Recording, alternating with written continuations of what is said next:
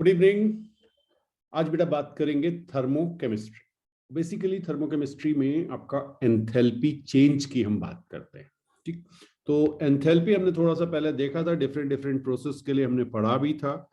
सो enthalpy को हमने define किया था H is equal to U plus PV। ये हमारे पास एक फॉर्मूला था और हमने आपसे कहा था कि एब्सोल्यूट एंथैल्पी कैलकुलेट नहीं कर सकते हैं, हम generally change in enthalpy calculate करते हैं। अब ये जो चैप्टर का ये जो टॉपिक आया है थर्मोकेमिस्ट्री, इसमें हम बात करेंगे किसी रिएक्शन की। मान लीजिए हमारे पास कोई रिएक्शन है A टू B, कुछ रिएक्टेंट्स हैं जो हमें कोई प्रोडक्ट दे रहे हैं। तो अब चेंज इन एंथैल्पी जो होगी वो हमारी हो जाएगी HB माइनस HA। फाइन, इसको आप ऐसे भी कह सकते हैं delta reaction H that is equal to, okay just a moment, change in enthalpy for reaction. किसी भी रिएक्शन के लिए ये आप लिखेंगे enthalpy of products minus enthalpy of reactants. ठीक है जी।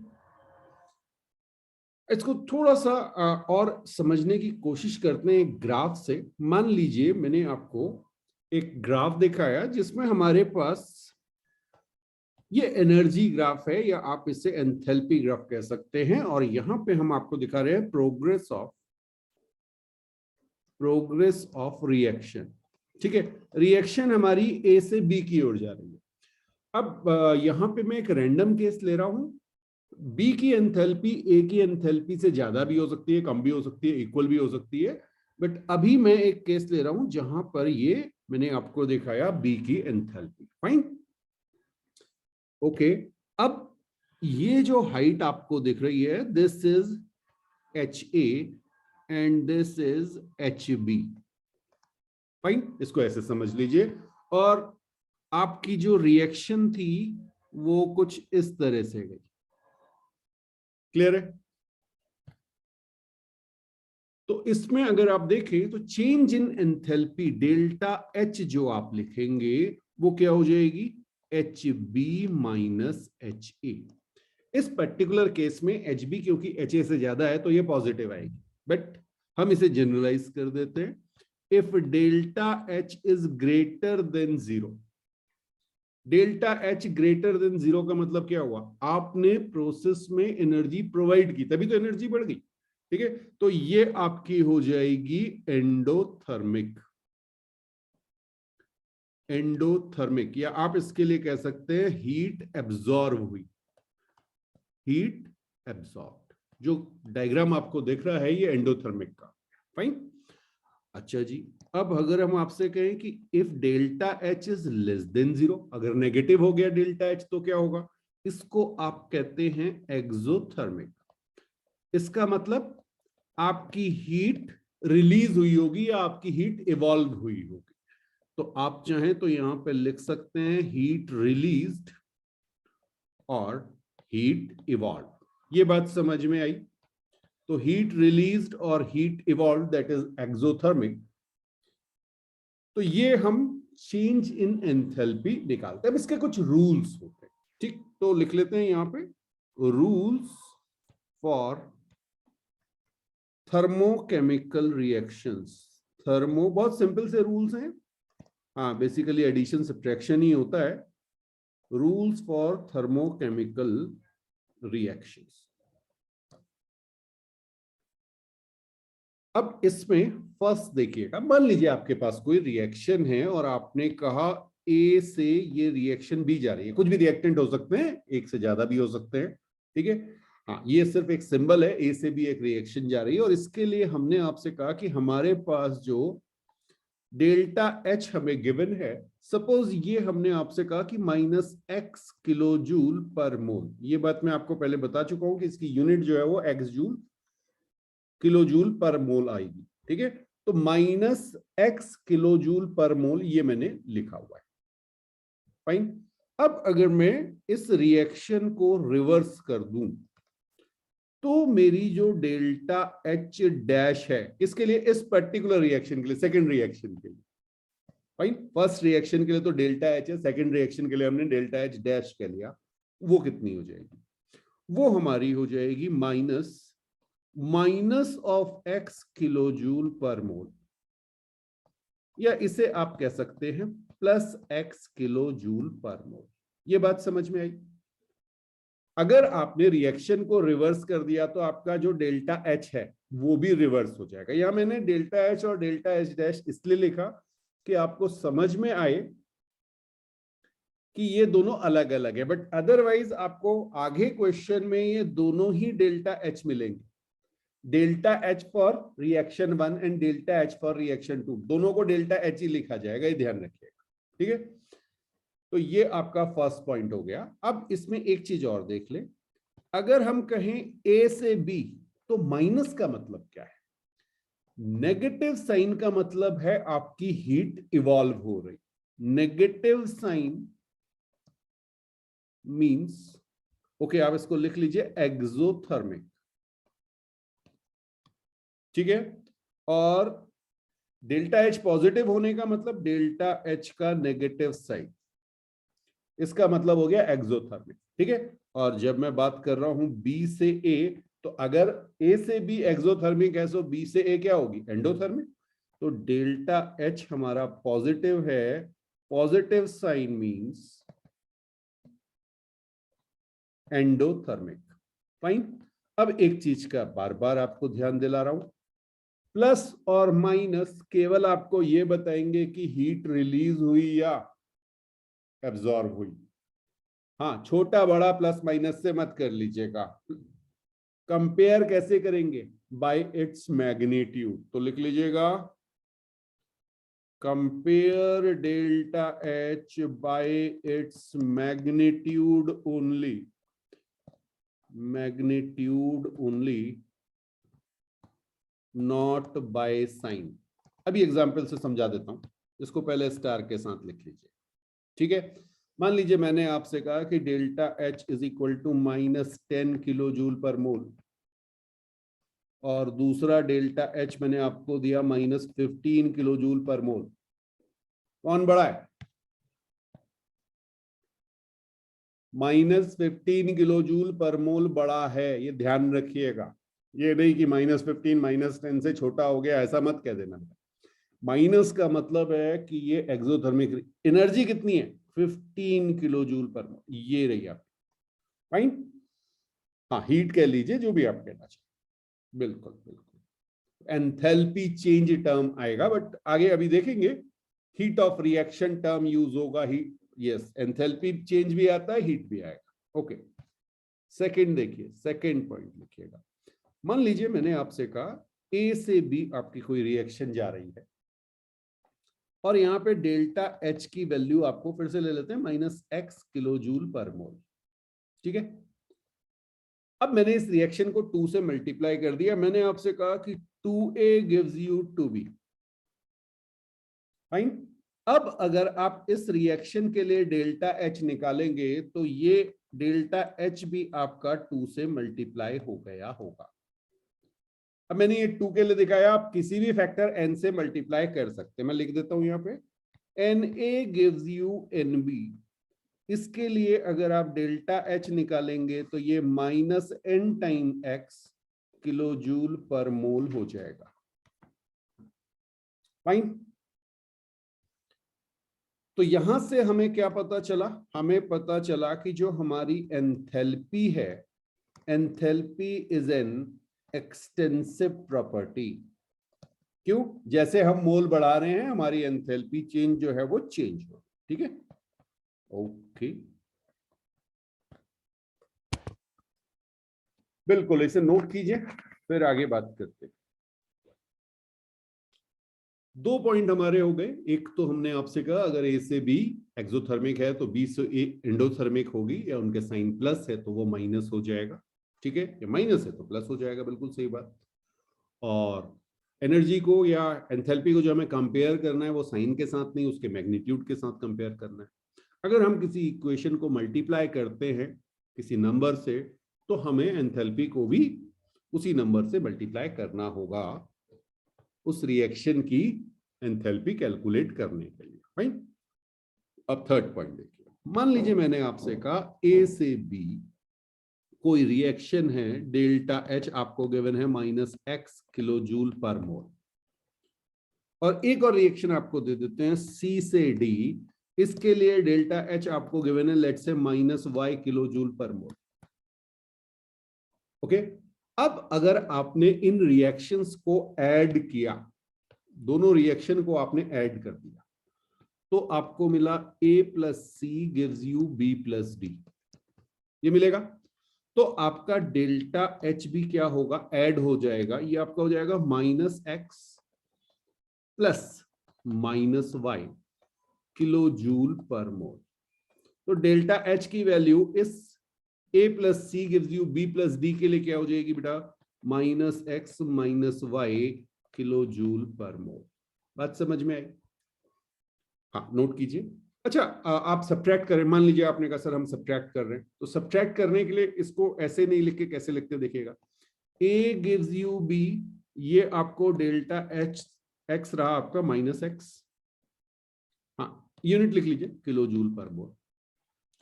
और अब मैं इसे ऐसे लिख देता हूं, माइनस का मतलब अपोजिट, रिवर्स डायरेक्शन कर दीजिए, तो D टू C, इसके लिए डेल्टा x क्या हो जाएगा, y kilo joule per mole. बात समझ में आई? अब इसको ऐड कर दीजिए। तो सब्ट्रैक्ट ना करके आप ऐड ही करते हैं किसी इक्वेशन को रिवर्स करके। तो इस पर्टिकुलर रिएक्शन के लिए डेल्टा एच क्या हो जाएगा, -x plus y kilo joule per mole. बिल्कुल, इन्हें नोट कीजिए, फिर आगे बात करते हैं। तो ये आपने 3 रूल्स देखे। ओके, एक ना यहीं पे लॉ लिख लीजिए, वैसे तो बाद में आता है, लिख लीजिए यहीं पे, नोट कीजिए, लिखिएगा, Hess law of constant heat summation. हाँ, बहुत सिंपल सा लॉ है। देखिए, आपको पता है कि एंथैल्पी जो है वो आपका स्टेट फंक्शन है, ठीक है, पाथ पे डिपेंड नहीं करता। तो मान लीजिए मैंने आपसे कहा कि मेरे पास एक ए से बी कोई रिएक्शन है, कोई रिएक्शन हो रही है, ठीक है, ये सिंगल स्टेप रिएक्शन है और इसकी एंथैल्पी मेरे को गिवन है डेल्टा एच। अब आपने कहा नहीं सर, हम ए से बी तो जाएंगे लेकिन हम मल्टी स्टेप में जाएंगे। मल्टी स्टेप का मतलब पहले हम मान लीजिए ए से सी बना रहे हैं, ए से हमने सी बनाया, अब यहां पर एंथैल्पी हमने कहा डेल्टा H1 है, सी से हमने डी बनाया, यहां पे हमने कहा एंथैल्पी डेल्टा H2 है, सी से डी रिएक्शन की, और फिर डी से हम बी पे चले गए, ये रिएक्शन एंथैल्पी हमारी डेल्टा H3 है। हाँ, एंथैल्पी चेंज, बिल्कुल सही बात, अब मैं खाली एंथैल्पी कर रहा हूं, फाइन। अब क्योंकि आप फाइनली बना तो ए से बी ही रहे, ठीक, तो अब अगर आप देखें तो डेल्टा एच की value delta H1 plus delta H2 plus delta H3 ये हो जाएगी, प्रोवाइडेड ये सब के सब सेम टेम्परेचर पे हो। प्लीज ध्यान रखिएगा, ये सब टेम्परेचर टी पे ही होने चाहिए। हाँ, ऐसे कुछ क्वेश्चंस हम पहले कर चुके हैं जब हमने एंट्रोपी चेंज में भी देखा था शायद, है ना? यस, तो ये है आपका हेस लॉ, कहीं पे यूज में आ सकता है, बिल्कुल इसे नोट कर लीजिए। और एक पॉइंट चाहे तो यहीं पे लिख लीजिए, enthalpy is a function of temperature. आप सबको पता है कि एंथैल्पी जो है वो टेम्परेचर पे बेस्ड है। Enthalpy is a function of temperature and change in enthalpy, ये इंपॉर्टेंट है बेटा, change in enthalpy of a chemical reaction, of a chemical reaction, ये जो ऊपर मैंने लिखी ना ए से बी में, हाँ, is defined for is defined for a particular temperature या at a particular temperature, जैसे भी आप लिखना चाहें। ठीक है जी। तो डेल्टा एच जब भी आपको दी जाएगी किसी रिएक्शन के लिए, वो किसी टेम्परेचर पे होगी, ये आपको ध्यान रखना है। ओके, तो ये हमारा हेस लॉ हो गया, और इस हेस लॉ को हम यूज करेंगे, एक किरचॉफ्स इक्वेशन आती है, हेडिंग डाल लीजिएगा, किरचॉफ्स इक्वेशन।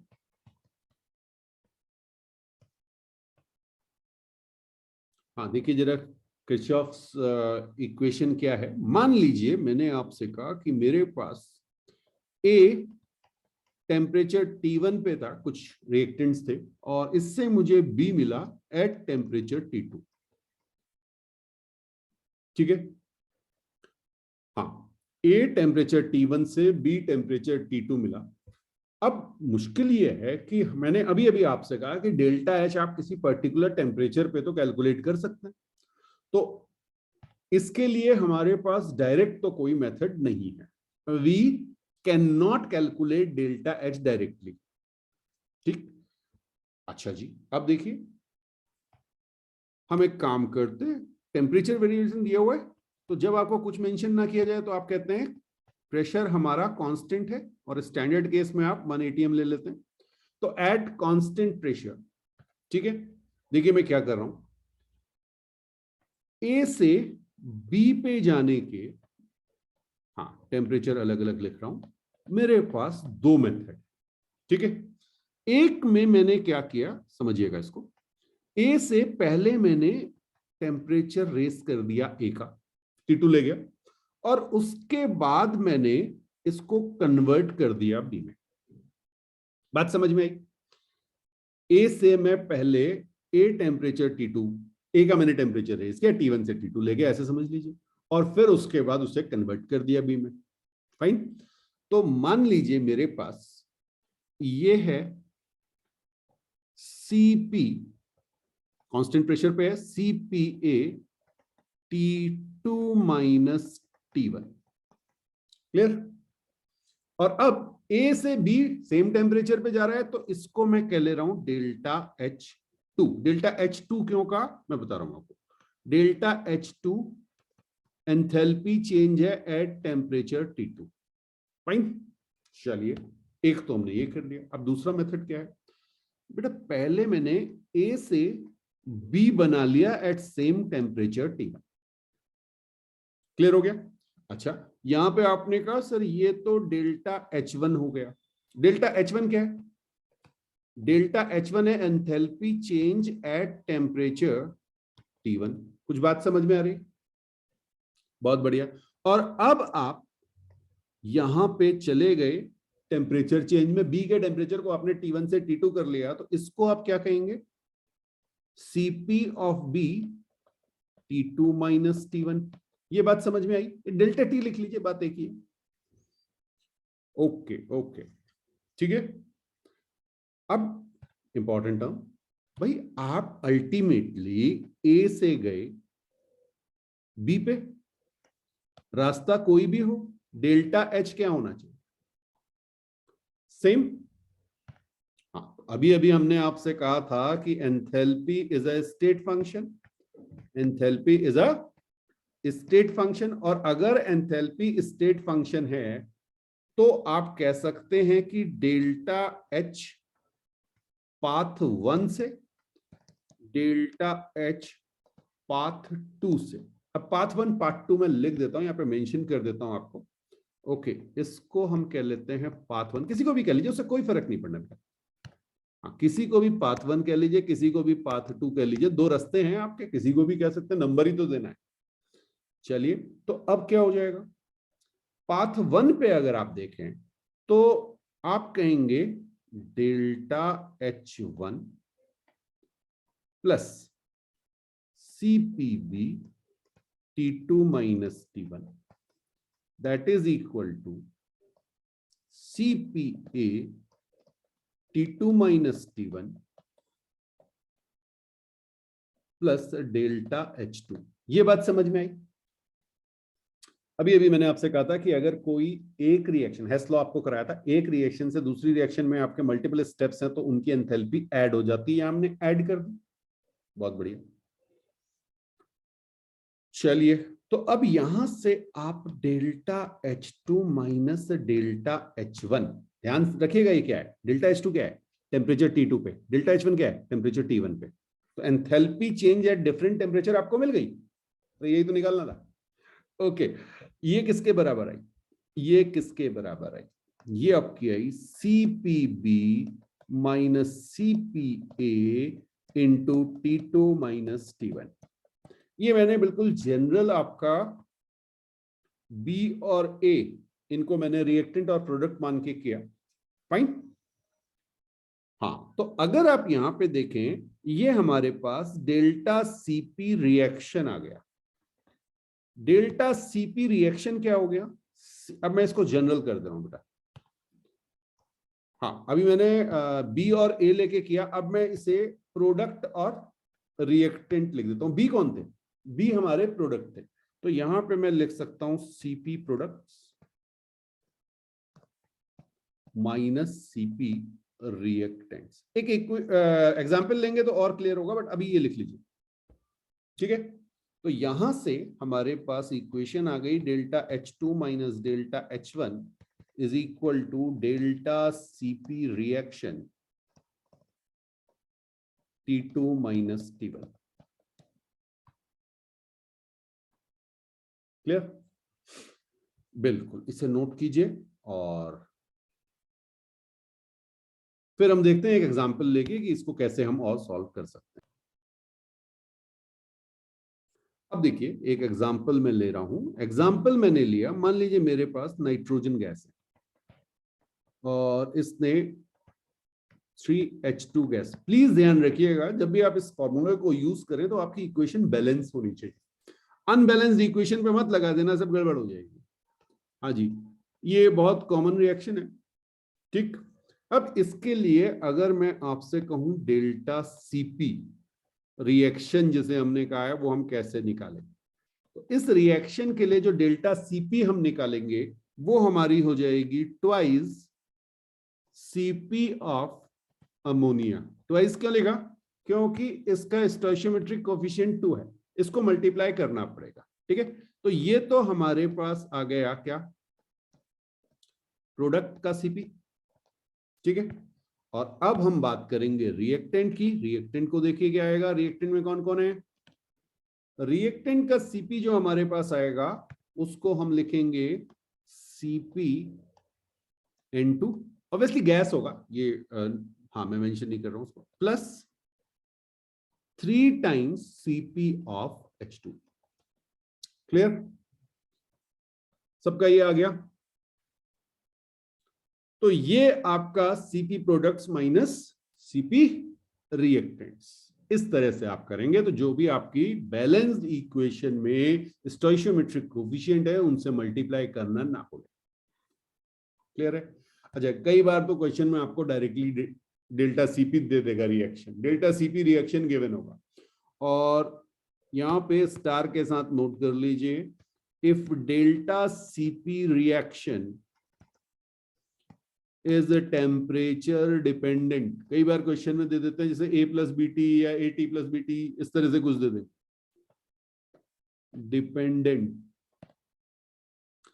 तो आपका delta H2 minus delta H1 ये किसके बराबर होगा, इंटीग्रेशन डेल्टा CP, यहां पे इसकी वैल्यू रखेंगे DT और यहां T1 से T2।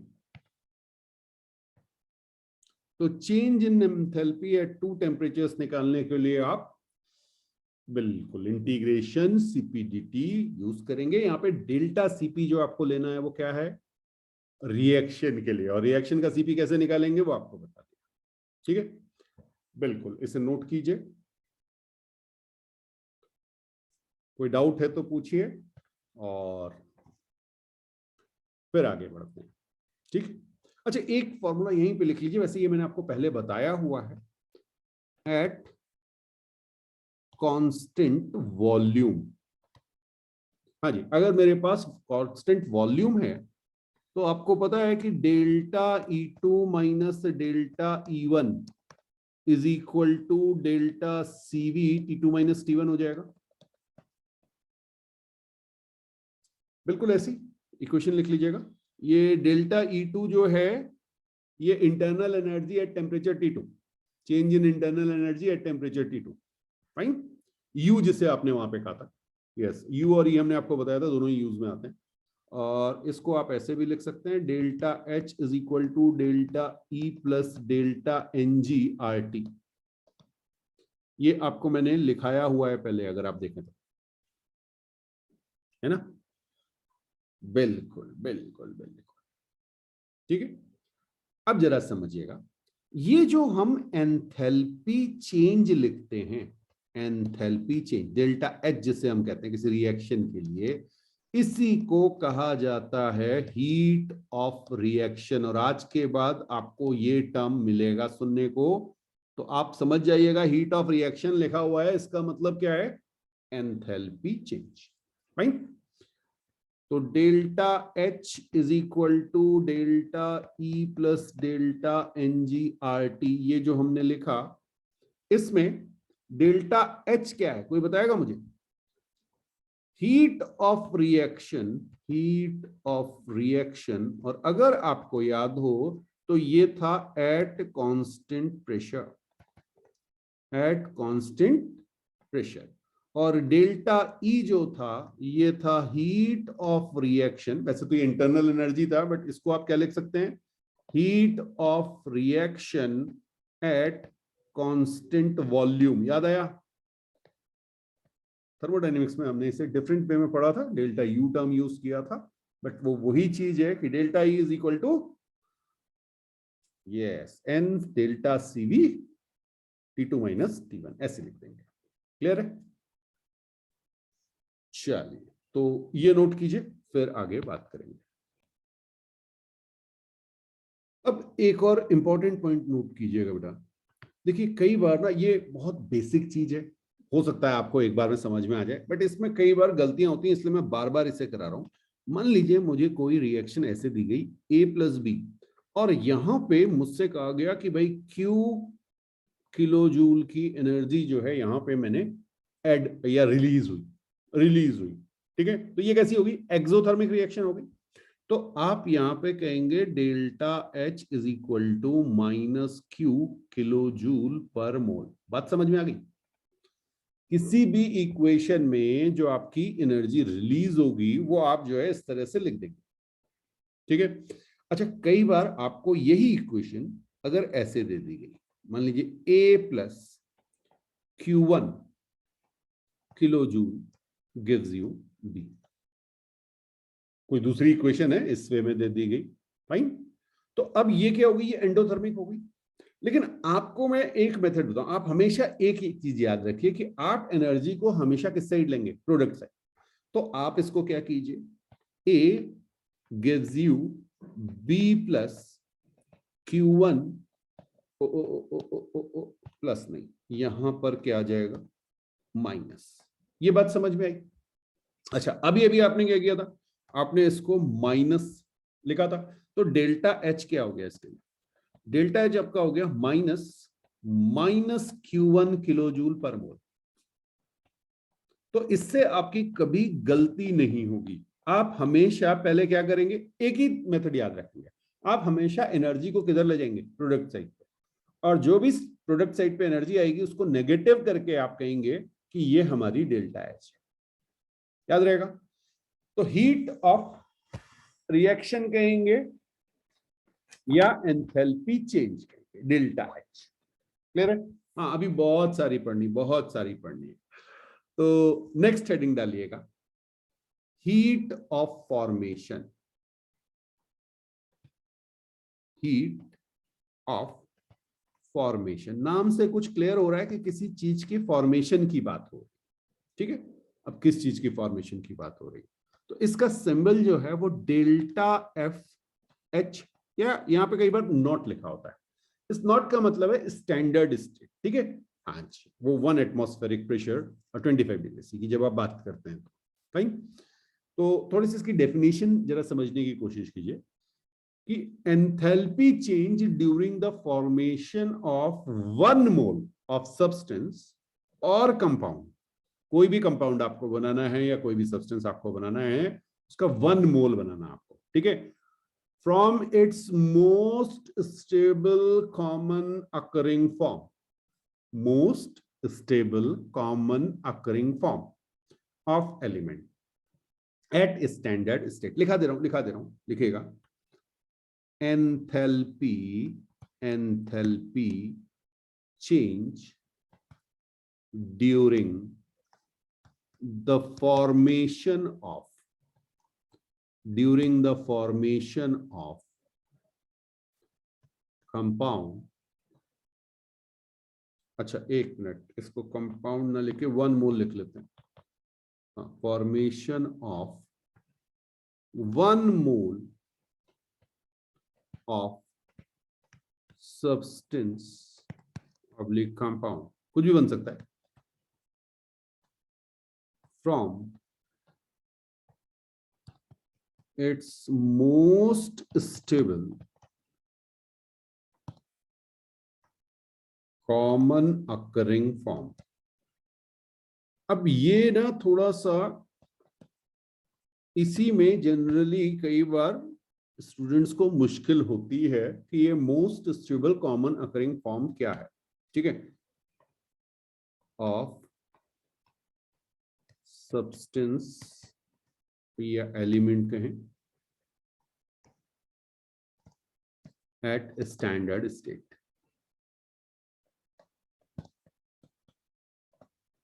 तो इसमें जो इंपॉर्टेंट है वो ये वाला ज्यादा है बेटा, कॉमन अकरिंग, ठीक है। हाँ, जैसे अगर आप, मैं जो स्टैंडर्ड यूज में आते हैं वो सब मैं आपको लिखा दूंगा, चिंता मत कीजिए, बट इसको समझिएगा। जैसे कार्बन की आप बात करते हैं, आपने हर जगह देखा होगा, क्लास 10 से आप देख रहे होंगे, जब भी हम कार्बन लिखते हैं तो हम कार्बन जो है अलग अलग फॉर्म में मिलता है, बट जनरली हम देखते हैं हमें कार्बन सॉलिड लिखा होता है। और कार्बन सॉलिड जब भी लिखा होगा इसका मतलब होगा कार्बन किस फॉर्म में, ग्रेफाइट फॉर्म में। तो ये जो कार्बन की ग्रेफाइट फॉर्म में है, ये इसकी most stable common occurring form है, ठीक है, ये आपको लेके चलना है। अच्छा, कई बार क्या होता है कि कुछ चीजें स्टेबिलिटी के केस में डिफरेंट होता है, बट कॉमन अकरिंग के टर्म्स में ले ली जाती है। जैसे एक सबसे ज्यादा जो इसमें पूछा जाता है वो मैं आपको बता दूं, और वो है आपका फास्फोरस। तो फास्फोरस की जब आप बात करते हैं तो फास्फोरस पी ब्लैक आपको मिलता है, पी रेड आपको मिलता है, और पी वाइट आपको मिलता है, ठीक है। अब इसमें क्या होता है कि अगर आप स्टेबिलिटी को चेक करें, स्टेबिलिटी को, तो सबसे ज्यादा जो स्टेबल होता है वो पी ब्लैक होता है, पी रेड उससे कम स्टेबल होता है, और पी वाइट सबसे कम स्टेबल होता है। लेकिन कॉमन अकरिंग जो है वो आपका पी वाइट है। तो कभी भी फास्फोरस अगर आपको लेना है तो वो आपको पी वाइट ऐसे लेना पड़ेगा। ये आपका मोस्ट स्टेबल कॉमन है, मोस्ट स्टेबल नहीं है बेटा, यहां पे कॉमन अकरिंग वाला टर्म आ गया, समझ में आया। तो जल्दी से कुछ एलिमेंट्स में आपको लिखा देता हूं जो बहुत ज्यादा यूज में होंगे, अदरवाइज ये आपको मेंशन किया जाएगा, ठीक। हाँ, तो एलिमेंट्स लिख लीजिएगा। यहां पे हम लिख रहे हैं मोस्ट स्टेबल कॉमन अकरिंग। तो ये मैंने आपको समझा दिया कि भाई ये हो सकता है मोस्ट स्टेबल हो, और हो सकता है मोस्ट स्टेबल ना हो, कॉमन अकरिंग, ठीक। तो जैसे हम बात करें, सबसे पहले कार्बन के एग्जांपल ले रहा हूं, तो कार्बन आपका सी ग्रेफाइट, और आज के बाद याद रखिएगा अगर आपसे सी सॉलिड कहा गया इसका मतलब वो ग्रेफाइट फॉर्म है, बिल्कुल, ठीक है। अब नेक्स्ट है हाइड्रोजन। तो हाइड्रोजन आपको मिलेगी H2 गैस के फॉर्म में, कॉमन अकरिंग ये रहा। नेक्स्ट है ऑक्सीजन, ये सबसे ज्यादा रिएक्शंस में यूज हो रहे होंगे, कार्बन हाइड्रोजन ऑक्सीजन, ठीक है। ऑक्सीजन जो है वो O2 गैसेस फॉर्म, बिल्कुल नोट करते चलेगा। फिर आपका आएगा नाइट्रोजन, नाइट्रोजन के लिए N2 गैसेस फॉर्म, क्लियर है। फिर आपका आएगा फ्लोरीन, फ्लोरीन में F2 गैसेस फॉर्म। फ्लोरीन के बाद आएगा क्लोरीन, ठीक है। क्लोरीन भी Cl2 गैसियस फॉर्म, बिल्कुल सही, यहां तक कोई मुश्किल नहीं है। अब देखिए ब्रोमीन, ब्रोमीन जो आपको मिलेगा वो Br2 लिक्विड। हमेशा ध्यान रखिएगा ब्रोमीन गैस अगर लिखा हुआ है तो वो most stable common occurring form नहीं है, वो क्या है, ब्रोमीन लिक्विड। ठीक है, ओके।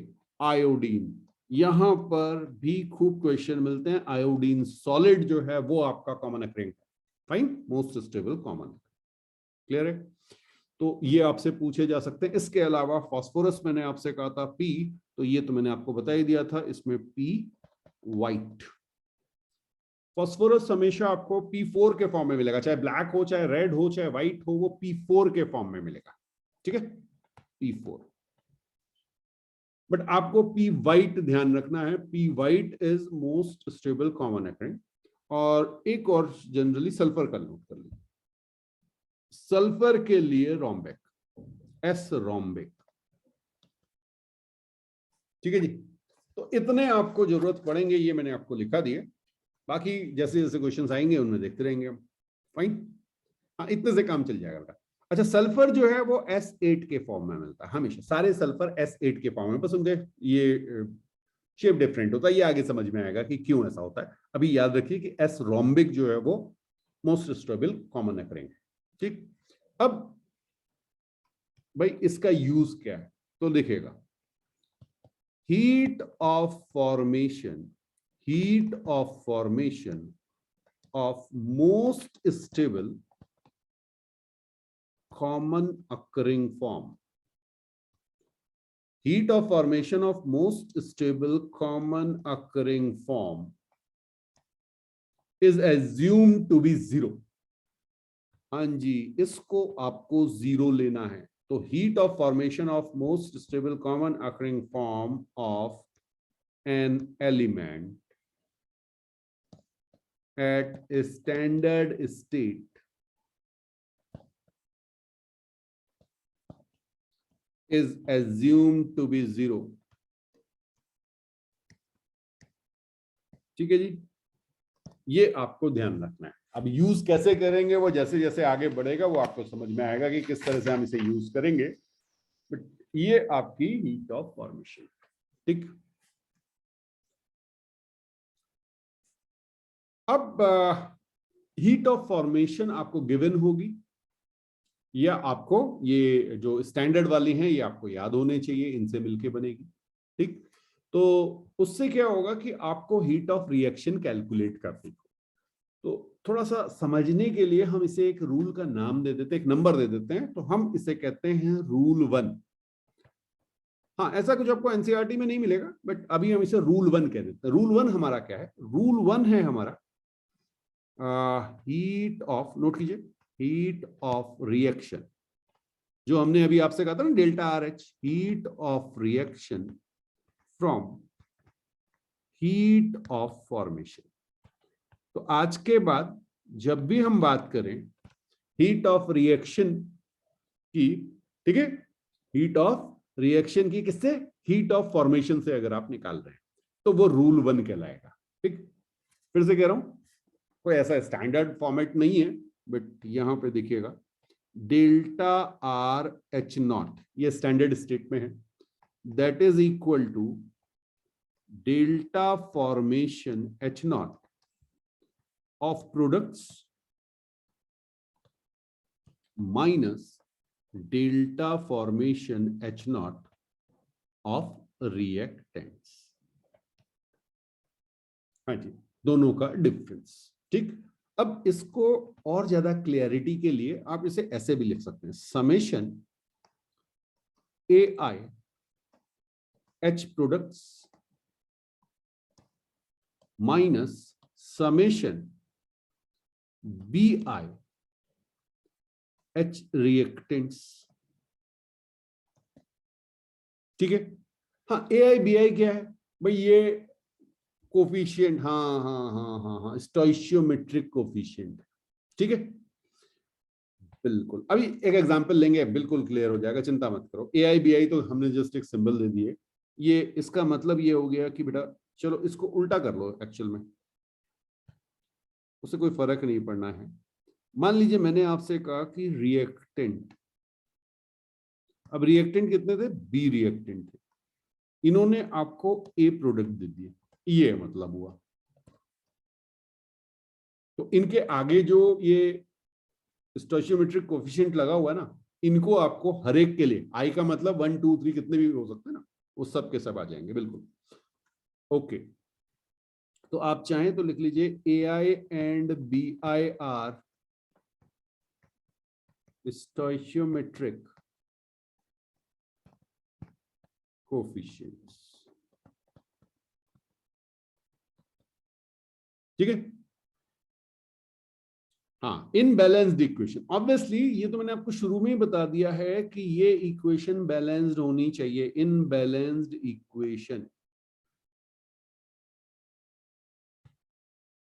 अब एक चीज, आपकी हीट ऑफ फॉर्मेशन में हो सकता है आपकी हीट रिलीज हो और हो सकता है हीट एब्जॉर्ब हो।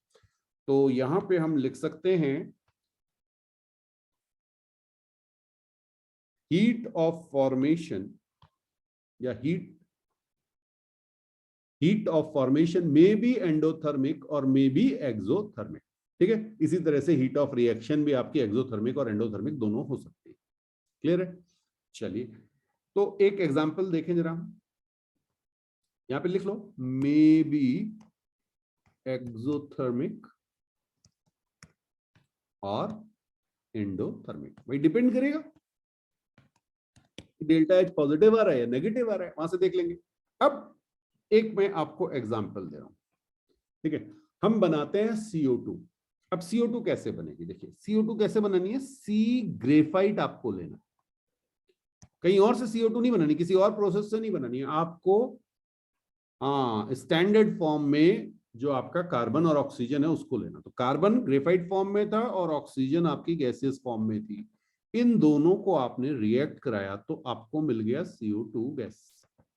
ठीक है, तो यहां पे आप लिखेंगे delta reaction H0, delta reaction H0, इसी को आप कहेंगे, ये रिएक्शन की जो भी डेल्टा एच है, मान लीजिए यहाँ पे डेल्टा एच आ रही, ठीक है, ये डेल्टा एच को हम क्या कहेंगे, इस रिएक्शन की एंथैल्पी चेंज स्टैंडर्ड स्टेट में, तो डेल्टा एच को हम कहेंगे delta R H not.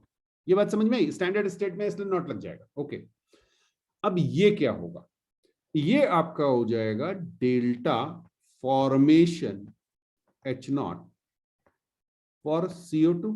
Product ये है, चेक करो प्रोडक्ट है।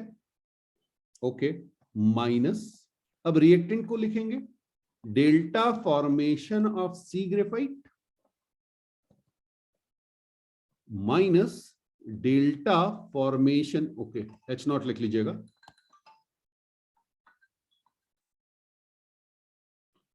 ऑफ O2 गैस, ये आ जाएगा। क्लियर? अच्छा, बड़ी इंटरेस्टिंग सी चीज है भाई, ये दोनों क्या है, ओहो यहाँ पे प्लस है, यहाँ पे प्लस है, प्लस है सॉरी, यहाँ पे ये 0 है और ये भी 0 है। क्यों?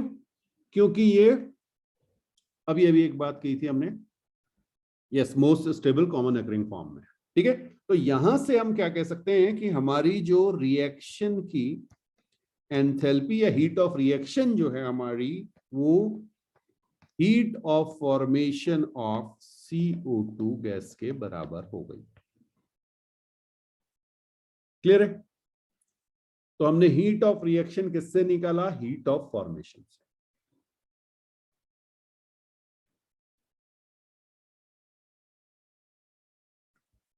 हाँ बिल्कुल, आप यहां पे इसको ऐसे लिख सकते हैं, this is heat of reaction जो ऊपर लिखी हुई थी, और यही आपकी हो गई हीट ऑफ फॉर्मेशन के बराबर। बट ऐसा जरूरी नहीं है कि हमेशा ऐसा हो। ठीक है, बिल्कुल। अब अच्छा, इस पे ना एक बहुत सिंपल सा एग्जांपल देता हूं जिसमें खूब गलतियां होती है। हाँ, देखो कितने लोगों ने मेरी बात ध्यान से सुनी। मैं आपसे कह रहा हूं कि delta reaction H0 is equal to delta F H0। Just a moment, ये जो ऊपर मैंने रिएक्शन लिखी हुई है ना, हाँ अभी मैंने आपको दिखाया कि उस केस के लिए तो ये थी। अब आपको मैं कुछ इक्वेशंस दे रहा हूं। पहली इक्वेशन मैंने आपको दी N2 + 3H2 गैसेस स्टेट में है, और ये आपका हो गया 2NH3 गैस। ठीक है, इसके लिए ये चीज ट्रू है कि नहीं है आपको बताना है। ठीक है, ए मोर देन वन ऑप्शन भी हो सकते हैं, मैं बस रिएक्शंस लिख रहा हूं। Half I2 gas plus half H2 gas, that gives you HI gas। Heat of formation और हीट ऑफ रिएक्शन बराबर है कि नहीं ये आपको बताना है। सी आपसे मैंने कहा half F2 gas plus half H2 gas, इसने आपको मिलके दिया HF गैस। और आपको ये भी बताना है कि भाई अगर ये heat of reaction heat of formation के बराबर नहीं है तो क्यों नहीं। हाँ, फिर मैंने आपसे कहा CO gas plus half O2 gas gives you CO2 gas. ठीक है, हाँ जी, हीट ऑफ फॉर्मेशन है कि नहीं है। हीट ऑफ फॉर्मेशन था क्या, जरा याद करो। किसी चीज को फॉर्म करना था आपने, कितना फॉर्म करना, 1 मोल। तो एक तो था 1 मोल सब्सटेंस फॉर्म होना चाहिए, और दूसरा हमारे पास था किससे फॉर्म होना चाहिए, कॉमन अकरिंग, वो जो मोस्ट स्टेबल कॉमन अकरिंग था, इसी से तो बनाना था, मोस्ट स्टेबल कॉमन अकरिंग। ये समझ में आया।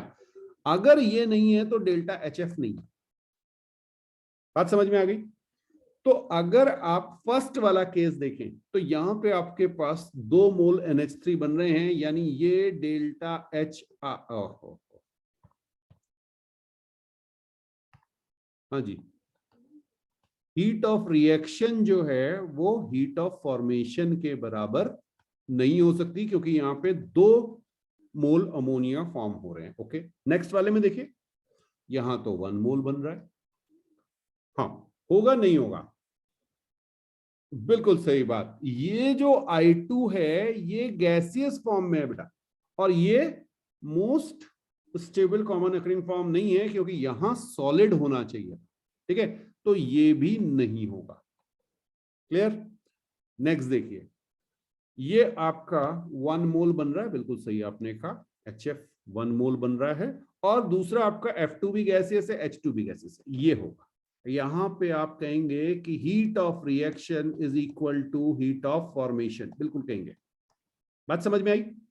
ओके, नेक्स्ट वाले में देखिए, CO2 गैस आप बना रहे हो, CO2 गैस आप बना रहे हो, बना किससे रहे हो यार, CO गैस से। ये फॉर्मेशन कहां से हो गया, फॉर्मेशन के लिए क्या था, अरे ठीक है, अभी तक आप पढ़ते हैं कि CO2 को आप ऐसे फॉर्म कर सकते हैं, बट हीट ऑफ फॉर्मेशन के लिए ये नहीं लेना है। हीट ऑफ फॉर्मेशन के लिए कार्बन को कैसे लेना है, हाँ, most stable CS plus O2 वाला जो इक्वेशन आएगी वो ही आपकी हीट ऑफ फॉर्मेशन कहलाएगी, ये नहीं।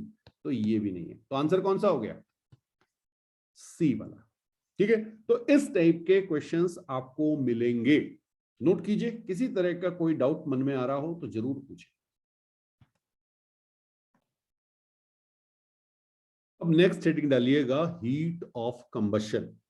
हीट ऑफ कंबशन को आप लिखेंगे डेल्टा H0, और यहाँ पे C लिख देंगे। C जो है कंबशन। अब कंबशन आप सबको पता है, हाँ, बर्निंग किसी चीज की, किसमें, ऑक्सीजन से। बर्निंग तो ऑक्सीजन से ही होगी। ओके, तो इसकी पहले डेफिनेशन लिख लें, पहले समझ लीजिए। Enthalpy change during the complete combustion of 1 mole substance in excess of oxygen. हाँ जी, एक्सेस ऑफ ऑक्सीजन में कंप्लीटली बर्न अगर आप कर देंगे तो जो भी एंथैल्पी चेंज आएगा वो होगी हीट ऑफ कंबशन। फाइन, तो जरा देखते हैं, पहले डेफिनेशन लिख लीजिए। हमने आपसे कहा enthalpy change during complete combustion of 1 mole substance or compound। हाँ, कोई भी ले सकते हैं आप, सब्सटेंस भी हो सकता है, कंपाउंड भी हो सकता है, ठीक है। इसका बहुत ज्यादा यूज आपका जो है ऑर्गेनिक केमिस्ट्री में भी आएगा, इन एक्सेस ऑफ ऑक्सीजन। अच्छा जी, एक चीज का ध्यान रखना, हाँ, अगर मैं आपसे कहूं कि कंबशन, तो ऑक्सीजन के साथ रिएक्शन होगी, ये हमेशा एक्सोथर्मिक होगी। क्या होगी? Always exothermic except two cases, ठीक है। वो है आपका N2 एंड F2। ध्यान रखिएगा, N2 और F2 का कंबशन, ये लिख लीजिए इसको, कंबशन ऑफ, एक बार पहले भी शायद बात हुई है हमारी, है ना, combustion of N2 and F2 is endothermic. Endothermic, ध्यान रखना बेटा, ये आपका जो डेल्टा H है ये ग्रेटर देन 0 होगा इन दो रिएक्शंस के लिए। फाइन, इसके अलावा ये एक्सेप्शन है, हाँ जी, एक्सेप्शन चाहे तो लिख लीजिए, all other combustion are exothermic, ठीक है। चलो, तो यहां पर जैसे मैं आपसे कहूं सी ग्रेफाइट प्लस O2, इसने आपको दिया CO2 गैस, हाँ जी, ये किसका कंबशन हुआ पहले तो ये बताइए। बिल्कुल सही बात, ये कार्बन ग्रेफाइट फॉर्म का कंबशन हुआ, ठीक है। तो इसको आप क्या लिखेंगे? Delta reaction, okay, that is equal to delta combustion of C graphite. ये बात समझ में आई? पूरा का पूरा कार्बन को आपने बर्न कर दिया, ओके। अच्छा, इसको आप कुछ और भी लिख सकते हैं, देखिए क्या लिख सकते हैं भाई, ये आपकी, अच्छा यहां पे मैं गैसेस लिख दूं, हाँ, ये आपकी स्टैंडर्ड फॉर्म में है, ये भी स्टैंडर्ड फॉर्म में है, तो इसी को आप एक और चीज भी तो लिख सकते हो, that is equal to delta formation of, formation किसका हो रहा है? हाँ, CO2। अच्छा, यहाँ H0 लिख लेना यार, यहाँ मैंने H0 नहीं लिखा, हाँ, delta F H0 for CO2 gas, ठीक है, बिल्कुल बिल्कुल, ये समझ में आया। चलिए, तो एक एग्जांपल हमने ये लिया, दूसरा एग्जांपल देख लेते हैं, दूसरा एग्जांपल देख लेते हैं। H2 plus half O2 gives you H2O gas. Water बना दिया जी, लिक्विड बना देते हैं, लिक्विड बना देते हैं।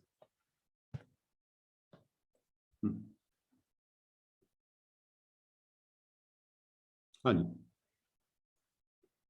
डेल्टा R H0, इस रिएक्शन का जो मैंने आपसे कहा, इस रिएक्शन का जो एंथैल्पी चेंज या हीट ऑफ रिएक्शन जो आएगा वो किसके बराबर होगा?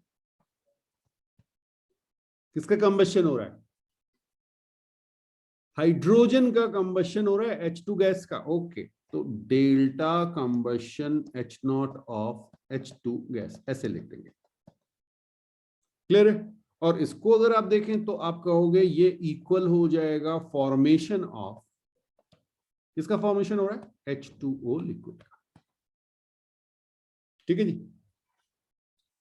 बिल्कुल। अच्छा, एक एग्जांपल और देखिए, मान लीजिए मैंने आपसे कहा C graphite plus half O2 gives you CO gas, ये, हाँ जी, अब जल्दी से बता दो, डेल्टा RH0 किसके बराबर हो जाएगा? हाँ, कंबशन ऑफ सी ग्रेफाइट। अब मत कह देना, अरे अगर ये हो जाएगा बेटा तो इसमें और पुराने वाले में फर्क क्या है? देखिए ये पॉसिबल नहीं है, आप चाहो तो यहां लिख लो नॉट पॉसिबल। क्यों नॉट पॉसिबल? मतलब ये इसके बराबर नहीं है ना? क्यों नहीं है? अरे हमने कहा था एक्सेस ऑक्सीजन में कंप्लीट कंबशन होना चाहिए, यहां कंप्लीट कंबशन नहीं हुआ बेटा। यस, कंप्लीट कंबशन नहीं हुआ because not complete combustion. Complete combustion में तो CO2 ही बनेगी, ठीक है? तो ऐसा नहीं कि कहीं भी आपने ऑक्सीजन के साथ रिएक्शन देखी उसको हीट ऑफ कंबशन कर दिया, नहीं, वो एक्सेस ऑक्सीजन में होनी चाहिए, कंप्लीटली बर्न करना चाहिए। फाइन। हाँ, लेकिन यहां पे आप ये जरूर लिख सकते हो डेल्टा RH0 किसके बराबर है? That is delta formation CO gas, ये लिख सकते हो बिल्कुल। हाँ, इसमें तो फॉर्मेशन में तो कुछ नहीं, क्योंकि वो किससे बना हुआ है? कार्बन ग्रेफाइट और ऑक्सीजन गैस दोनों ही आपके क्या है? Most stable common occurring form, ठीक है जी, इनसे बन रहा है, बिल्कुल बना दीजिए। अच्छा जी, अच्छा यहीं पे ना वो एक मैंने आपको प्रैक्टिस कराई थी, उसके भी दिखा देते हैं। मान लीजिए मैं आपसे कहूं H2 प्लस हाफ O2, ये दोनों गैसियस फॉर्म में हैं और ये हमने लिख दिया H2O लिक्विड, ठीक है? और इसके लिए मान लीजिए मैंने आपको डेल्टा H0 दी हुई है -X kilo joule per mole, और दूसरी में इक्वेशन लिख रहा हूं H2 gas plus half O2 gas, that gives you H2O gas. Okay, ठीक है? इसके लिए मैंने डेल्टा H0 ऑब्वियसली कुछ अलग होनी है, तो ये चलिए -Y किलो जूल पर मोल लिख देते हैं, ठीक? अब आपको बताना है ऑप्शंस आपको क्या दिए गए हैं। ऑप्शंस आपको दिए गए हैं x is equal to Y, B आपको दिया हुआ है x greater than y, C आपको दिया हुआ है x लेस देन y, और डी आपको दिया हुआ है नन ऑफ देम।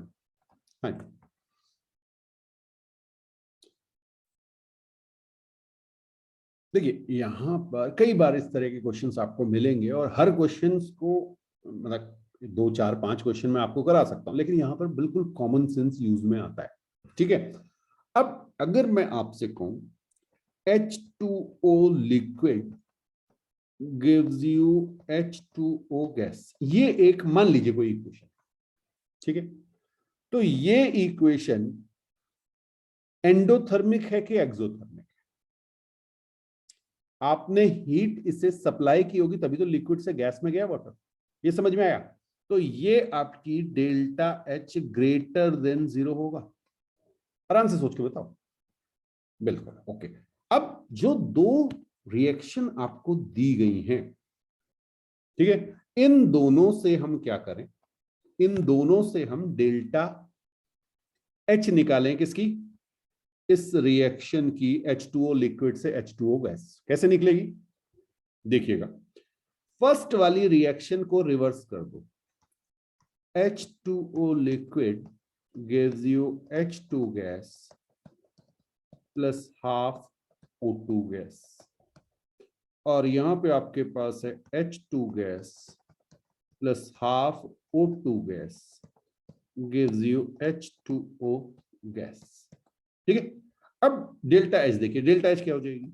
इसके लिए डेल्टा H जो है वो आपकी हो गई प्लस X, चेक करना, और इसके लिए डेल्टा H आपकी हो गई, ये तो माइनस का, इसमें तो हमने कोई चेंज किया नहीं, और इन दोनों को अब ऐड कर दो।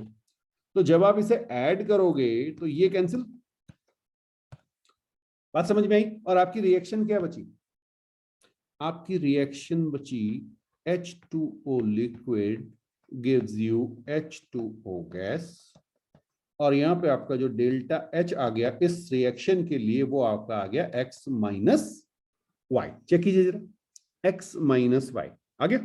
ओके, अब आपको पता है भाई X माइनस वाई की वैल्यू 0 से ज्यादा है, तो यहां से आपने कहा X ग्रेटर देन Y, ये आपका आंसर आ गया। तो x ग्रेटर देन y कहां पे? बी ऑप्शन आपका करेक्ट हो गया। चेक कर लीजिए।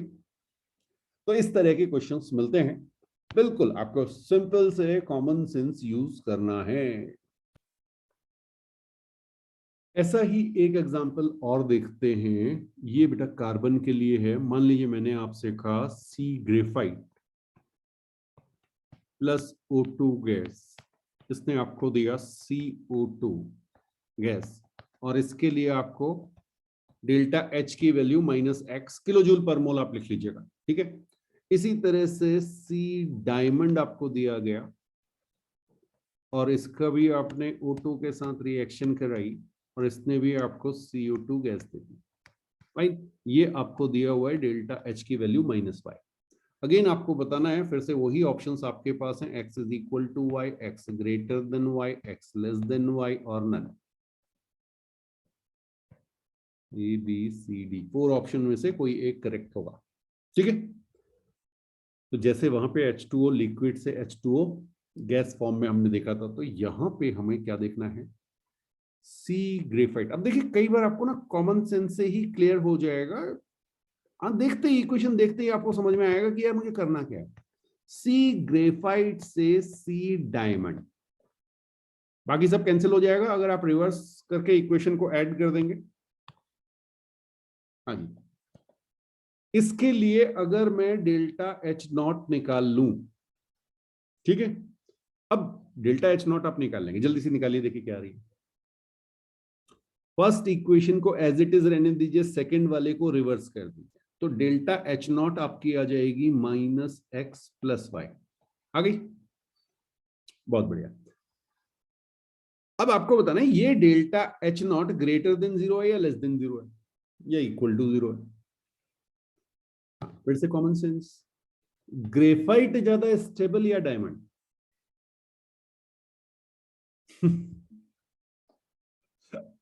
अरे अभी तो कहा था most stable common occurring from क्या है? ग्रेफाइट है। तो स्टेबल ये है और डायमंड अनस्टेबल, इन दोनों में कंपेयर कर रहे हैं, इन दोनों में कंपेयर कर रहे हैं, ठीक है। तो स्टेबल से कोई भी प्रोसेस अनस्टेबल की ओर नहीं जाएगी, ये बात समझ में आई? हाँ, अरे हर चीज स्टेबल होना चाहती है यार, ठीक। तो यहां पे आपको स्टेबल से अनस्टेबल ले जाने के लिए क्या करना पड़ेगा? हीट को देना पड़ेगा, खुद नहीं जाएगा, खुद नहीं जाएगा। ग्रेफाइट कभी भी डायमंड नहीं बनेगा। क्यों? अरे यार हर चीज स्टेबल होना चाहती है ना, यस, अनस्टेबल थोड़ी हो जाएगी। तो अनस्टेबल करने के लिए आपको हीट देनी पड़ेगी, और हीट देने का मतलब है डेल्टा H0 ग्रेटर देन 0 होगा। ये बात समझ में आई? ओके, तो -x + y ग्रेटर देन 0, तो y is greater than x या x is less than y? x is less than y, C option correct होगा, ठीक है। बिल्कुल बिल्कुल बिल्कुल। तो इस तरह के आपको क्वेश्चंस मिल सकते हैं। अच्छा, ऐसे ही एक क्वेश्चन और देख लेते हैं, एक एग्जांपल, ये भी बढ़िया एग्जांपल है और ये तो पका हुआ क्वेश्चन है, कभी भी आपको मिल सकता है। ये मैंने अभी आपको फॉस्फोरस के लिए बताया था, व्हाइट, और इसमें क्यों कंफ्यूजन होता है ये भी आपको बता दूंगा। 2O2 gas plus 3/2 H2 gas, और ये आपको दे रहा है H3PO4 लिक्विड, और इसके लिए आपको डेल्टा H0 दिया गया -x। ये बात समझ में? ठीक है, बिल्कुल ठीक, आपकी बात हो गई। अब बेटा इसको मैं कॉपी कर लूं, क्योंकि बिल्कुल यही 3 चीजें मुझे 3 बार इक्वेशन लिखनी है। ये लीजिए, ये 3 इक्वेशंस मैंने लिख दी आपकी, और बस मैं यहां पे व्हाइट की जगह रेड और ब्लैक कर दे रहा हूं, ठीक है। व्हाइट और ये मैंने रेड कर दिया और ये मैंने ब्लैक कर दिया, ठीक है। अब यहाँ पे डेल्टा H0 आपको दिया हुआ है -y, यहाँ पे डेल्टा H0 आपको दिया हुआ है -z।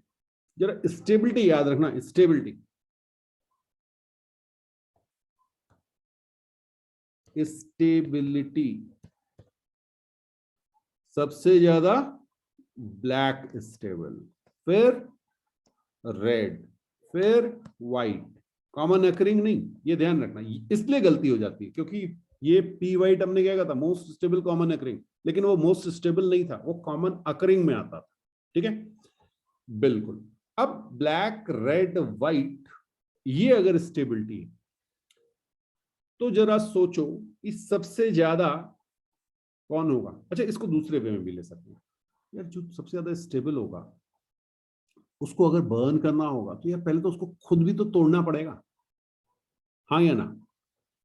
अरे वो स्टेबल है, वो जो एनर्जी खुद ही खा जाएगा ना। तो जो स्टेबल होता है वो एनर्जी खुद खा जाएगा, और खुद खा जाएगा तो क्या होगा भाई, वो कम एनर्जी रिलीज करेगा। अरे खुद ही खा गया तो कम एनर्जी देगा ना। भाई मान लीजिए आपने खुद कुछ नहीं खाया, आप अनस्टेबल, तो 100 रुपए आपको खर्च करने थे। ठीक है, अब आपने कहा नहीं यार मैं तो जाऊंगा ही नहीं, जिद पे अड़ गए, तो पहले 20 रुपए की मुझे टॉफी खिलाओ तब जाऊंगा। अब टॉफी खा ली तो दोगे कितना, 80 तो दोगे बाहर। समझ में आया। तो यहां पे आप कहेंगे कि x जो है वो y से बड़ा होगा और वो z से भी बड़ा होगा। ये समझ में आया।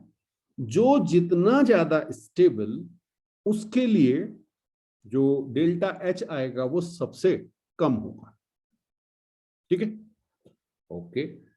तो ये हमने कुछ एग्जाम्पल्स देखे, और लास्ट पॉइंट आज का लिख लीजिएगा, इसे हम नाम दे रहे हैं रूल 2।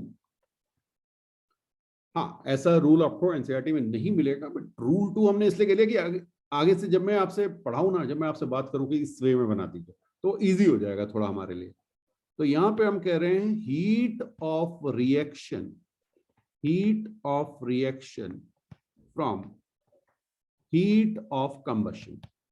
पहले हमने हीट ऑफ रिएक्शन किससे निकाली थी, हीट ऑफ फॉर्मेशन से, वो हमने रूल 1 नाम दे दिया था। Heat of reaction from heat of combustion, इसे हम रूल 2 नाम देते हैं। ठीक है, तो heat of reaction from heat of combustion, तो यहां पे delta R H not, heat of reaction क्या होती है लिखेगा, हीट ऑफ कंबशन, जल्दीबाजी नहीं, जल्दीबाजी नहीं, heat of combustion of reactants. हाँ, पहले प्रोडक्ट माइनस रिएक्टेंट था, ये heat of combustion of reactant minus heat of combustion of products. Obviously summation है। ठीक, तो एक सिंपल सा एग्जांपल भी ले लेते हैं और बस यहीं पे कंप्लीट करेंगे, आज टाइम हो रहा है। तो ये हमने कहा कि भाई इसका कंबशन कराएं। अच्छा, कंबशन नहीं कराना, हमें तो एक रिएक्शन लिखनी है ना कोई। ओके, हीट ऑफ रिएक्शन, कौन सी रिएक्शन लिखें, चलिए ये लिख लेते हैं, CH2 डबल बॉन्ड CH2। ये गैसेस स्टेट पे है, इसको हम H2 गैसियस के साथ रिएक्ट कराते हैं और इसने हमें दिया C2H6 दे देगा, C2H4 है। ठीक है, हाँ जी, ये भी गैसेस है, right.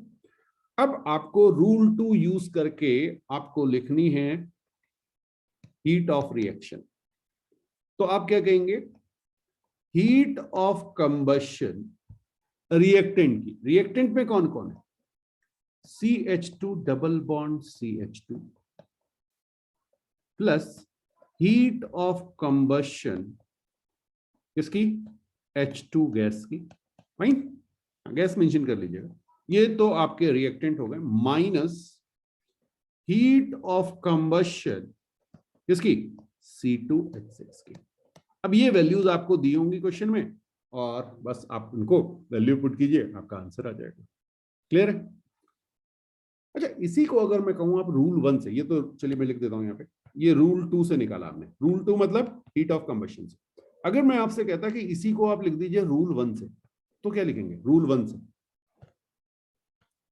Delta R H not, थोड़ी सी प्रैक्टिस हो जाएगी पिछले वाले रूल की, हीट ऑफ फॉर्मेशन किसकी, C2H6 की, प्रोडक्ट की, माइनस यहां पे लिखेंगे heat of formation CH2 double bond CH2 और कौन है plus heat of formation of H2 gas.